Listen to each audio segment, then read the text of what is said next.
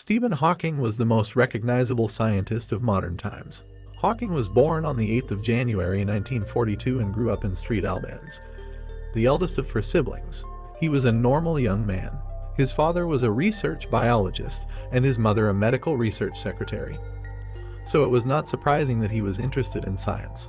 As a student, he was drawn to physics and maths as he believed they offered the most fundamental insights into the world. But nothing marked him out as special from his classmates or in his first term at Oxford University. In 1965, Stephen marries Jane Wilde. Stephen got a first in physics from Oxford and started a PhD at Cambridge. His own private universe expanded when he proposed to his future wife. Jane was also from St Albans and was a modern languages undergraduate. She had met Hawking at a New Year's party before his diagnosis. The couple decided to marry quickly because they did not know how long Stephen had to live. As Stephen's health deteriorated, he took to walking with a stick. Jane, who was 2 years younger than her fiancé, had to seek a special exemption from her college as students were not normally allowed to wed. In 1966, a new way of thinking about the world, Hawking escaped the limits of his disability by training his mind to work in a new way. As he started to lose the use of his limbs, he developed a way of visualizing problems in his mind to reach a solution instead of by writing equations.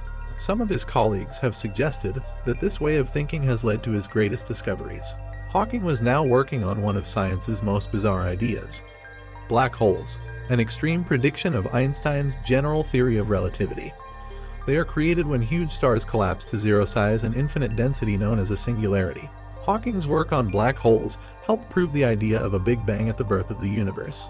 Hawking realized black holes could be a way to explore physics' holy grail, a unified theory that combined general relativity with quantum mechanics. Aged 35, Hawking became Lucasian Professor of Mathematics at Cambridge, a post held by some of Britain's most important physicists including Newton.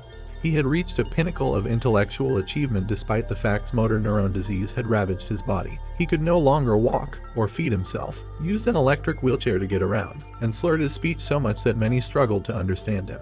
Yet he had already outlived the predictions of his doctors by more than 10 years. In 1985, Stephen loses his voice but finds a new one. While in Geneva, Hawking was admitted to hospital with a life-threatening bout of pneumonia. His life was in the balance. Doctors could only save Stephen by performing an operation that robbed him of his ability to speak.